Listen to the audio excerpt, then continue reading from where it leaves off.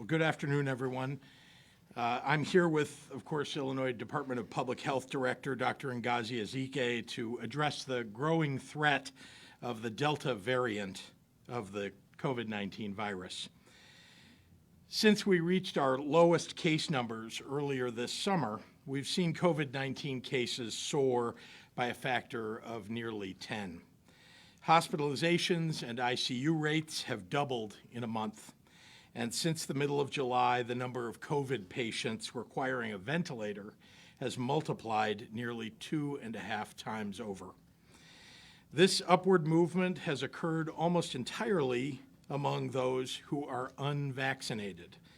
In the month of June, 96% of people hospitalized in Illinois with COVID-19 were unvaccinated or only partially vaccinated, the majority of which were under 60 years old. Every time we think we know where this virus is headed, it changes and it shifts. For example, unlike before, people 29 years old and younger accounted for 12% of hospitalizations. All across the nation, we are seeing young people with no underlying conditions now on ventilators. I want to say specifically to young adults, please do not think that the worst case scenario can't happen to you. It can happen. It is happening. Get vaccinated. To parents of minors who are eligible to get the shot, please get your children vaccinated as soon as possible.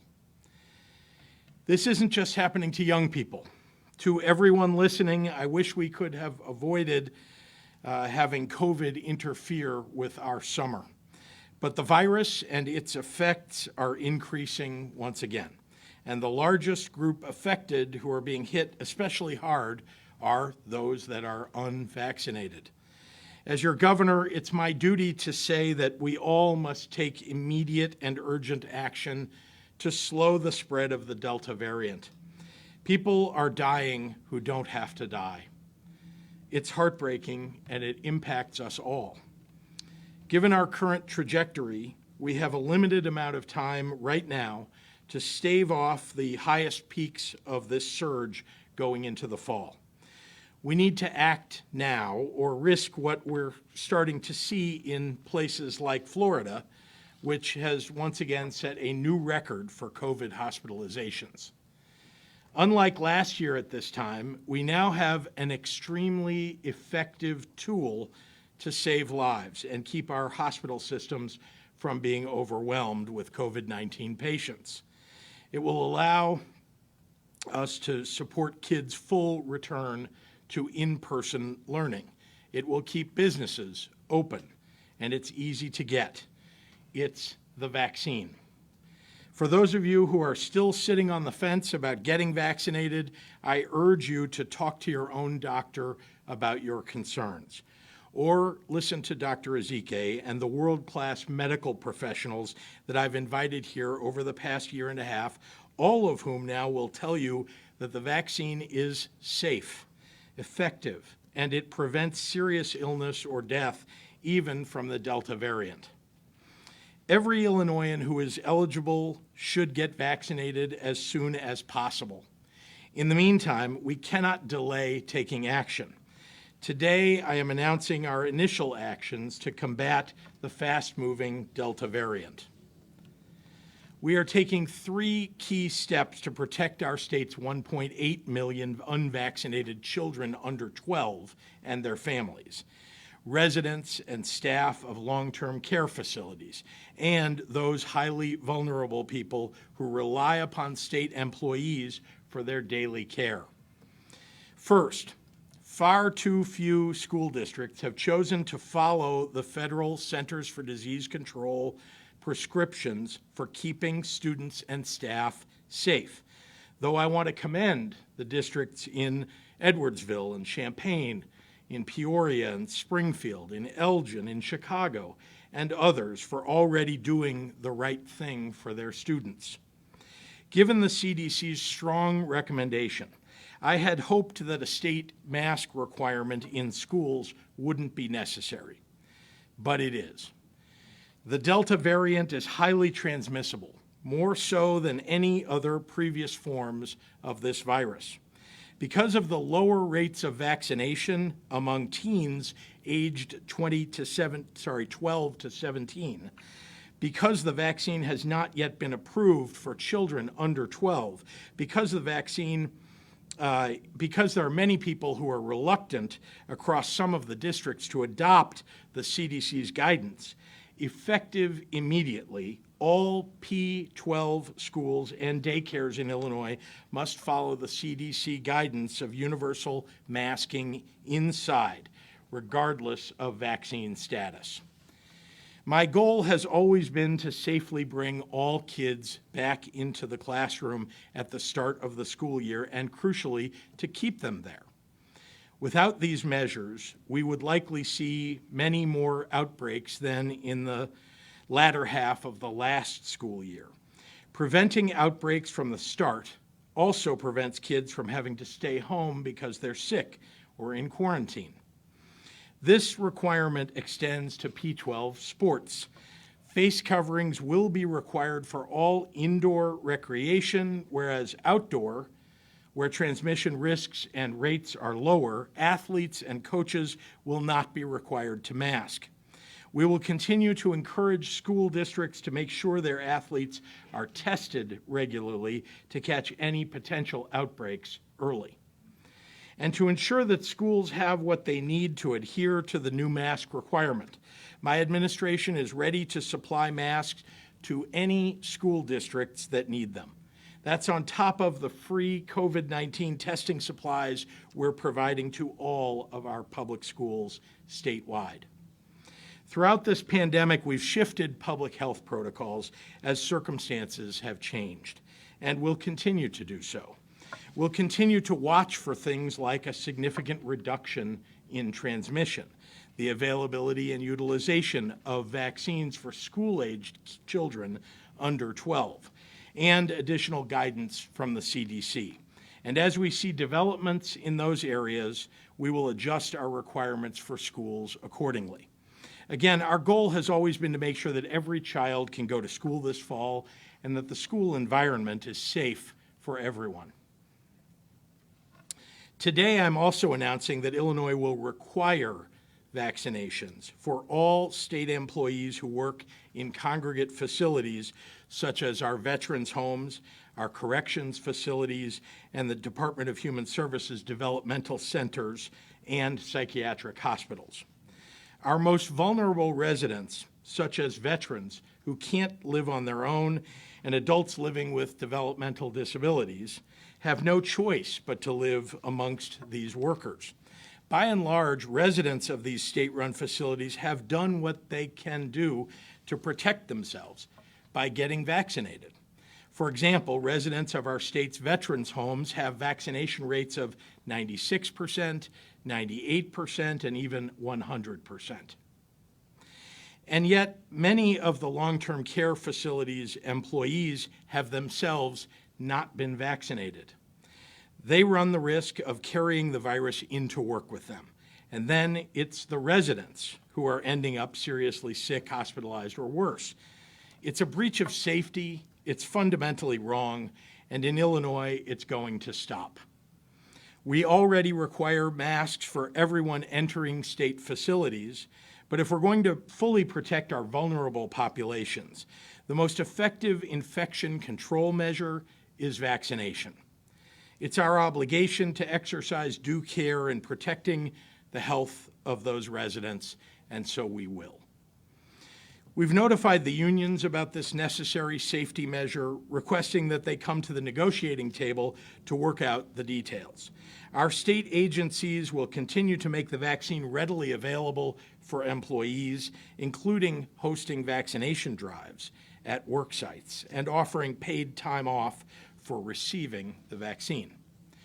This directive takes effect October 4th, 2 months from today, leaving ample time for employees to get fully vaccinated.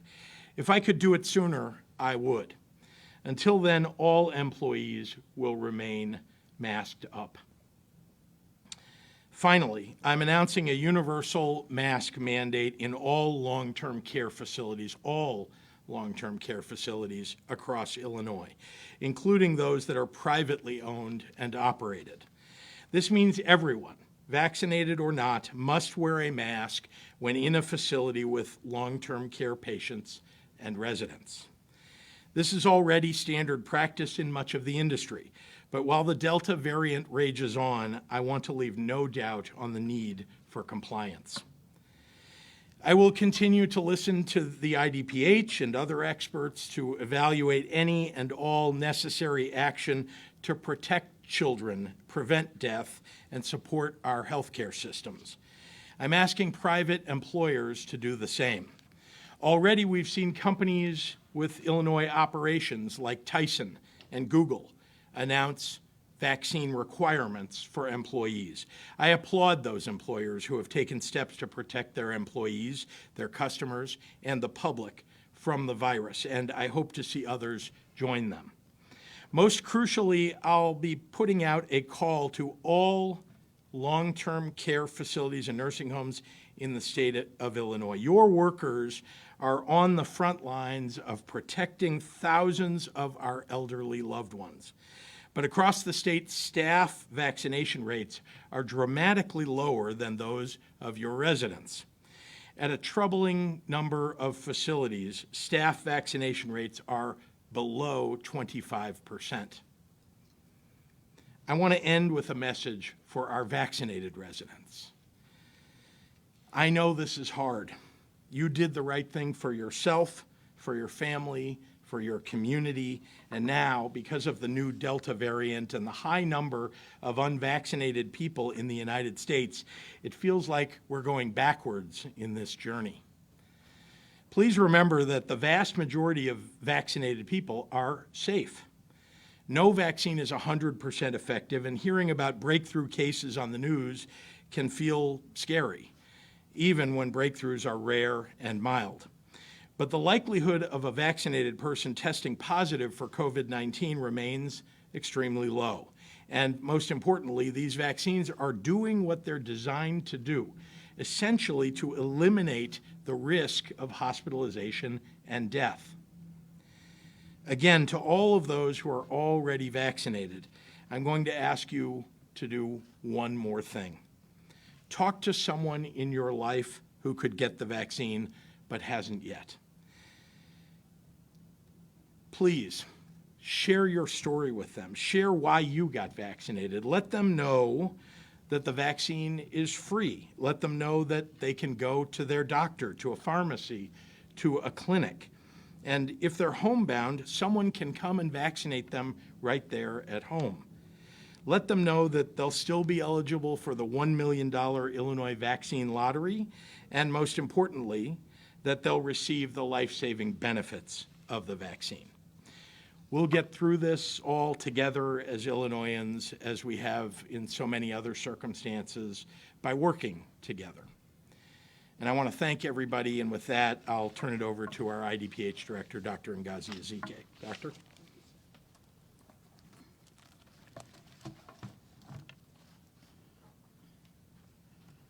Good afternoon, and let me start by thank you, Governor, for taking these decisive steps to keep our state safe. I join millions of Illinoisans in saluting you. I wish the circumstances were more favorable, and it's not news to anyone. We are seeing an increase in COVID-19 cases, and even more concerning, an increase in the COVID-19 hospitalizations, including among our youth. In January of this year, about 5.5% of the cases were among those who were younger than 10 years of age.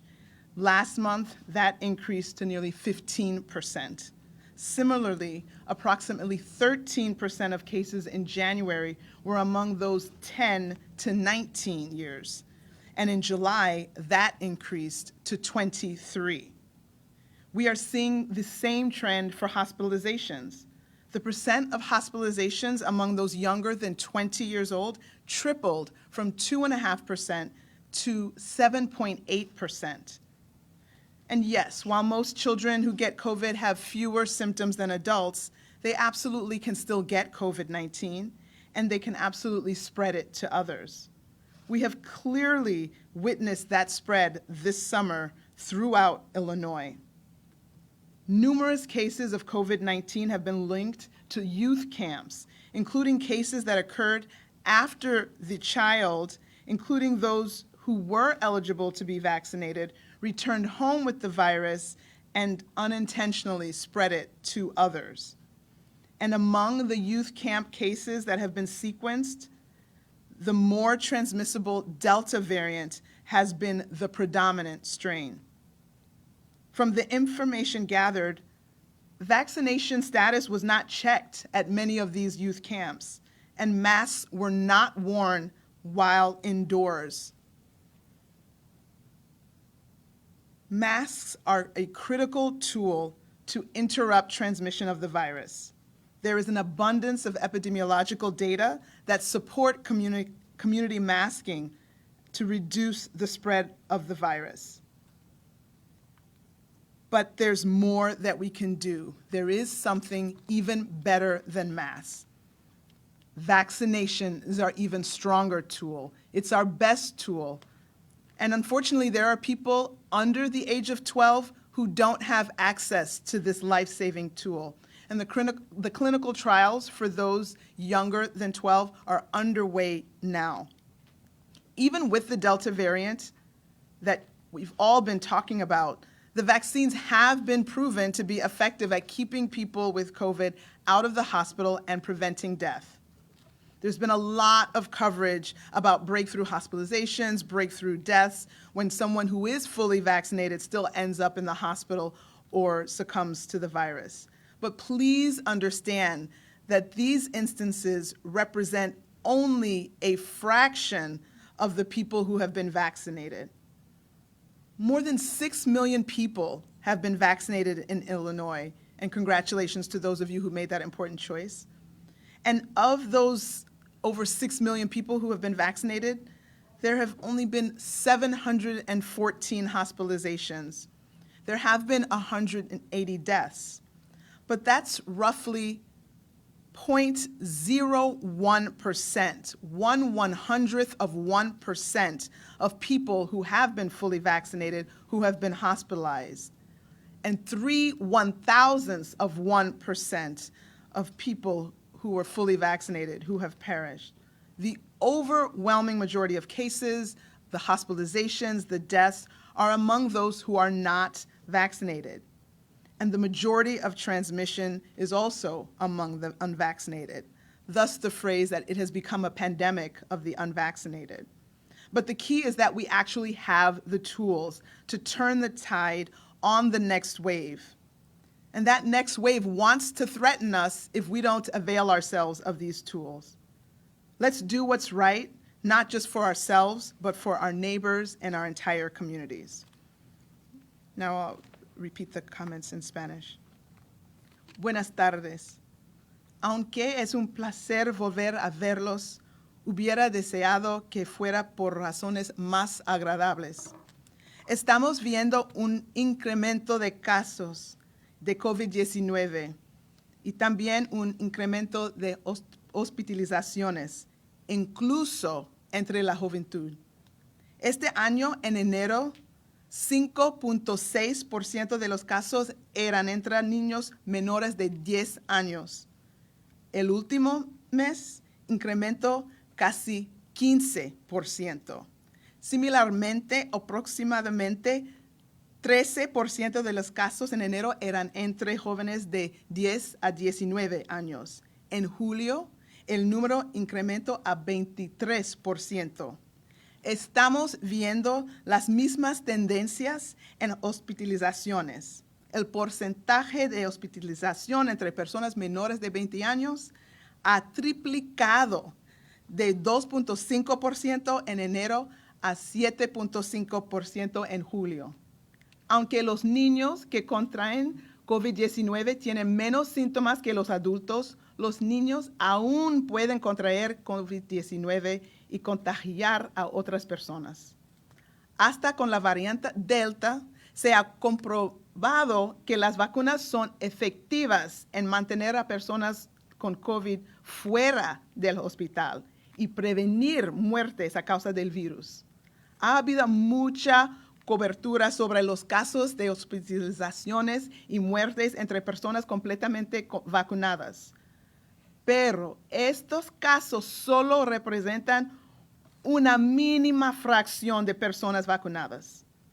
Entre las más de 6 millones de personas completamente vacunadas, aproximadamente 0,1% de personas completamente vacunadas han sido hospitalizadas y 0,03% de personas completamente vacunadas han muerto. Estamos hablando de una pequeñísima fracción de menos de 1%. Hoy, la abrumadora mayoría de hospitalizaciones y muertes han sido entre personas no vacunadas y la mayoría de las transmisiones de virus han sido entre personas no vacunadas. Estos son los hechos. Tenemos las herramientas para cambiar el curso de la pandemia. Muchísimas gracias. And with that, I will turn it back over to Governor Pritzker for questions. Thank you very much, Dr. Z. Happy to take questions. Yeah. Is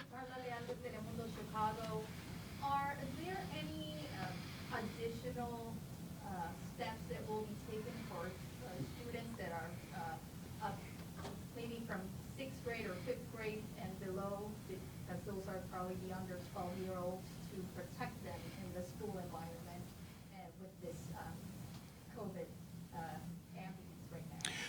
Well, to begin with, there is now universal masking for all of those children and for everybody in their schools. And so that's a major step forward, at least in mitigations and keeping them healthy and safe. But each individual school district and school can, in addition to that, place their own mitigations in their schools. Examples being you've seen plexiglass in certain circumstances or distancing within the classrooms. Although we are not requiring that, they're making those decisions within each school and each district. Governor, is the requirement the equivalent of a mandate? Would you explain the difference? And what happens with the special education kids and the kids with respiratory problems? I mean, what's going to happen to them? We have parents asking us that question. We would like to. Sure. Let's just to take the last half, and then I want you to repeat the first half. Children with medical necessities, where there are reasons why they can't wear a mask, situations like their own respiratory issues that are beyond, apart from COVID-19, where they wouldn't be able to have anything obstructing their breathing. Those are obviously situations in which a doctor's note or, there's the ability for the school district to get reprieve for those children. And the first question was the difference between the requirement and the mandate. Is it still a mandate? This is a mandate. This is a mandate across our K-12 schools, our P-12 schools, and childcare to make sure that we're keeping those children, the unvaccinated as well as the vaccinated, safe, and their families, importantly, because this, as you know, this virus can be taken home fairly easily. We now know more from the CDC from their reports. Governor, a number of parents are asking, what has taken so long for you to act? You've seen the problems that have gone on at school district meetings, what's taken so long? And others apparently are maybe preparing to file lawsuits to challenge legal authority for this mandate. Can you address that? Sure. Well, first of all, there has been substantial spread across the state. And, it's important that, as I watch these numbers, as the IDPH tracks this across the state, that we take action. We want to take action at the proper time. We want to make sure that we're keeping our hospitals as open as possible, so there are beds available even for people who might have other kinds of ailments. And so we're doing this, I think, at the right time and making sure that as schools get back in session that we're limiting the spread, mitigating the spread. Sorry, you were asking about people suing? There's already talk that some parents may be looking at potentially filing lawsuits saying that you don't have the legal authority to make a mandate in schools like this. We have the legal authority to enforce this, and we will if necessary. What we think is going to happen is that schools will follow this, do the right thing. Again, this is about keeping our children and their families safe. That's what we're trying to do. We're trying to get every child into school every day so that they can learn properly. We left it open to school districts last year to make the kinds of adjustments that they needed to keep kids in school. And this year, because things are very different, now that we have a vaccine available for at least every person 12 and over, including all the people, obviously the adults that work in schools, we now have the ability to keep many of those people safe, but we also have kids who are unvaccinated, so we're trying to do the best we can for them and their families. I know you had a question. I'll come back to you, Amanda. Yeah. My question is, are you still considering, or are you at all considering a universal mask mandate outside of schools and other, throughout the state and other buildings inside? It's not something on the table, but obviously we monitor these numbers very closely and we make adjustments as necessary. Amanda. Governor, I have a couple of COVID questions, if you wouldn't mind coming back later for non-COVID questions. But the COVID questions are, first of all, what is the recourse if you have a parent who, says, I don't want my child to be masked, or a teacher? Are you expecting districts to fire teachers, let go of them? What is the recourse there? And can you also address the GOP is saying that you should be taking down your first ad for re-election, saying that it is too soon to be taking a pandemic victory lap? So obviously schools are the ones that are responsible for keeping their school environment safe. This is something that's endeavoring to help them. Schools can be held liable if they don't follow the mandates that are put in place. There's even the ability for the state to revoke recognition status for a school, though I think that's something that would happen long after other mitigation or other efforts are made to get a school to impose mitigations and to maintain the mask mandate. As far as my response to the question about ads, I'll just say that we're celebrating the fact that the people of Illinois have stepped up and are doing the right thing, following the mitigations, have kept our state safe. And obviously, as the virus, which is unpredictable, now has a Delta variant, we're addressing it as best we can with masks in schools, requiring people who are providing service to those who are vulnerable in the state to be vaccinated. Those are, I think, the right things to do, and nobody's, doing what they're describing. What we're doing is simply saying that Illinois is doing a good job of addressing the challenges that we're faced by this very unpredictable virus. I think, sorry, I'll just over here and I'll come back. Yeah. Governor, can you just, two questions. First, can you just elaborate a little bit more on how the state can enforce this mandate in schools? That's question number one.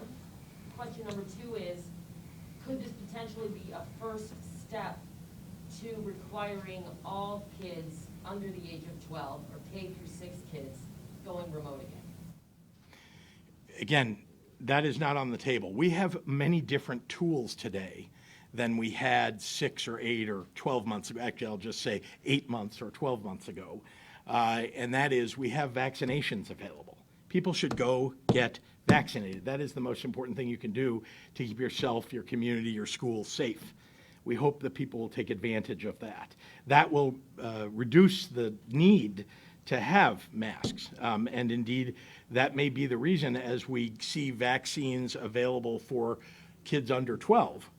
That's one thing that we'll take into account as we're contemplating how long a mask mandate might need to stay in place in schools. But that's what we're talking about today, is mask mandates in schools, and to make sure we're keeping the most vulnerable people in care of staff who should be vaccinated, making sure that they're getting vaccinated so we keep everybody safe. And then just if you could please elaborate a little bit more on enforcement.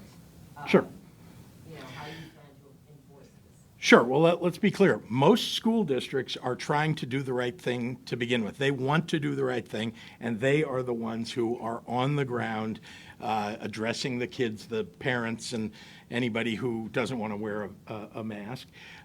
In terms of a school choosing not to do that, I told you there are two ways in which they might be, these mitigations and the mandate might be enforced. One is the liability that they will suffer. They all have liability insurance. If you're not following the state mandate, it is reasonable that someone might file a lawsuit against a school if someone gets sick in that school as a result of a school simply not following these mitigations. That's one. And two is ISB, the Illinois State Board of Education, has the ability to remove recognition status for a school if it isn't following the mandates. And I don't expect that we'll have to go there, but that is another enforcement mechanism. Yes, this gentleman. Sorry, you say these are some initial actions, but you also say there's substantial spread already going on in the state. What are the rest of the actions? Why not do it more quickly? Why not do it for all state workers? Why not introduce the rest of them right now? Why not October? As you've seen, there's a menu of options for managing through waves of this virus. And so we're simply taking advantage of what we think will work for the most vulnerable populations to keep them safe. And again, I want to remind you, we live in a world where vaccines are readily available. Literally, if you are in this room and you haven't been vaccinated, I hope that's nobody in this room, but if you haven't been vaccinated, you can walk down the street and go to a Walgreens, a CVS, you can find the public health department, and you will get vaccinated probably within the hour. Is there anything you could do to compel private companies in Illinois to vaccinate their workers? Or is that even an option for those? That's not something we're looking at. Compelling companies to do that? No. But certainly companies that are doing it, I think, are doing it because they want to keep their workers safe and the rest of our community safe. Governor Pritzker, what about a mandate to vaccinate all Illinois teachers? Would that be something in your menu of options? You're just talking about a mandate for state employees and vulnerable, that work with vulnerable populations. Look, adults have the ability to make the decision to go get vaccinated. We're trying to tell them it's time to do that. And we think that many people will. You've seen a rising number of vaccinations, in fact, across the country and here in Illinois, as the Delta variant has threatened people. I think people see that this is the best way to stay safe, and so I believe teachers who are unvaccinated, I don't know how many of them there are, but I believe they will follow the same guidance. We'll do two more. Governor, are you considering Eric. any kind of move back to phase 4? Because the health metrics that you mentioned that got us into phase 5, those are all going in the other direction right now. Are those data points now telling you that there may have to be some move to phase 4? We're no longer in the kind of mitigation plan that you're talking about. We live in a world now where there are vaccinations available to everybody, and what we're trying to do is address the vulnerable and make sure that everybody, wherever there is a problem, and you've seen there's been, a high likelihood of spread in certain areas and, red alert in other areas. And so we're essentially focusing in on those areas and doing everything we can to get everybody vaccinated. And that's really what our plan is right now. But any Last kind of, one. Limit of capacity limits like we saw in phase 4, is that on the table? Again, there's a menu of options for mitigations, but these are the mitigations that we're putting in place right now. This is what we think is the right thing to do to get us through this current wave. But again, we're evaluating every day. This virus, I think, I don't need to say it again, but I will. This virus is, frankly, something that has been difficult for us to see what the trajectory is because there have been new variants introduced. And now we have this variant that is so much more transmissible that it literally walking into a room twice or three times as many people can get the COVID now with the Delta variant as when we had the Alpha variant. Governor, should New York's Governor Andrew Cuomo resign? And can you please also address the energy negotiations? You have both environmentalists as well as the labor unions calling on you and legislators to take the lead. They say they are at a stalemate, there is no compromise, they want you guys involved. Those will be the last two. Okay. Yes, Governor Cuomo should resign.